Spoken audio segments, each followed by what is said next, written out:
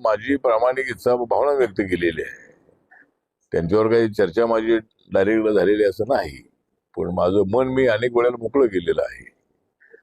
आणि आम्ही एकत्र आलो तर आमची ताकद मोठी उभी राहू शकते हे सगळ्या त्या महाराष्ट्राने पाहिलेलं आहे. त्यामुळं ज्यावेळेला आमचे खासदार निवडून आले होते तेवढ्या आम्ही सगळे एकत्र होतो, आणि नंतर वेगळी झाल्यामुळं मी एकटाच खासदार राहिलेलो आहे. त्यामुळं माझी इच्छा आहे की प्रकाश आंबेडकरांनी खासदार व्हावं, कवाडे सरांनी व्हावं, आमच्या राजेंद्र गवईने व्हावं.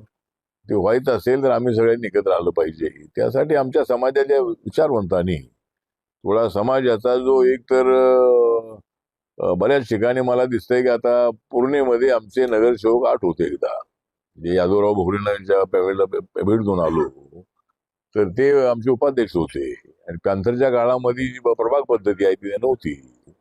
त्यामुळं आमचा या प्रभाग पद्धतीला विरोध आहे. ते आहेच. आता पण चार मतदारसंघाचे 4 वार्डाचा एक प्रभाग असतो, त्यामुळं आम्हाला निवडून येता येत नाही, कारण 4ही ठिकाणी आम्हाला मतं मिळत नाही. पण एक वार्ड असेल तर आमच्या मतावर आम्ही अनेक ठिकाणी निवडून येऊ शकतो. तर त्याचा एकदा मुख्यमंत्र्यांची मी चर्चा करणार आहे. पूर्वीच्या अनेक वर्षांपासून ही वार्ड सिस्टीम होती, आणि प्रभाग पद्धतीमुळं त्या नगरसेवकांना म्हणजे अडचणी होते आहे. त्यामुळे आपापल्या वार्डामध्ये काम कसं करायचं, काय प्रश्न आहेत, तर त्यामुळं त्याचा एक आमचा प्रयत्न आहे. तर आता ऐक्याबद्दल आपण सांगितलंय की आता बघूया, जर आम्ही एकत्र आलो तर समाजाचा त्यामध्ये मोठा फायदा आहे.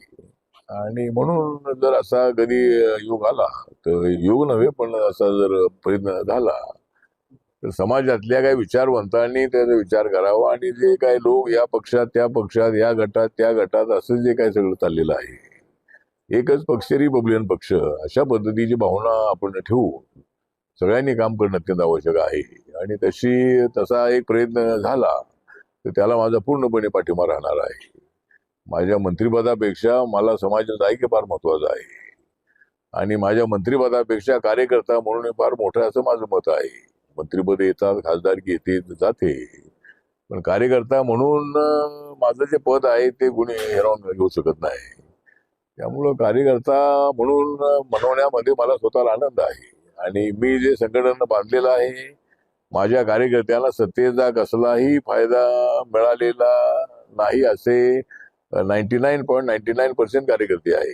कुणाला काय फार मिळाले असं नाहीये. तर आम्ही शेगावकरांना मंत्री केलं, गंगाधर गाडेंना मंत्री केलं, आमच्या TM कांबळेंना MLC बनवलं, किंवा आमच्या राजा सर्वोदयांना महामंडळ दिलं, आमच्या अविनाश मातेकरांना मंत्रिपद दिलं.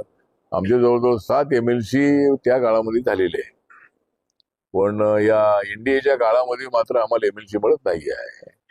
पण या वेळेला मात्र देवेंद्रजींनी आम्हाला आश्वासन दिलेलं आहे की आपल्याला एक MLC आणि 1-2 महामंडळाचे अध्यक्षपद आणि एक 40-50 जर आम्हाला महामंडळाची सदस्यपद मिळाली तर प्रत्येक जिल्ह्याला एखादं तरी पद देण्याची संधी मिळणार आहे. त्यामुळे यावेळेला आमचा असा प्रयत्न आहे.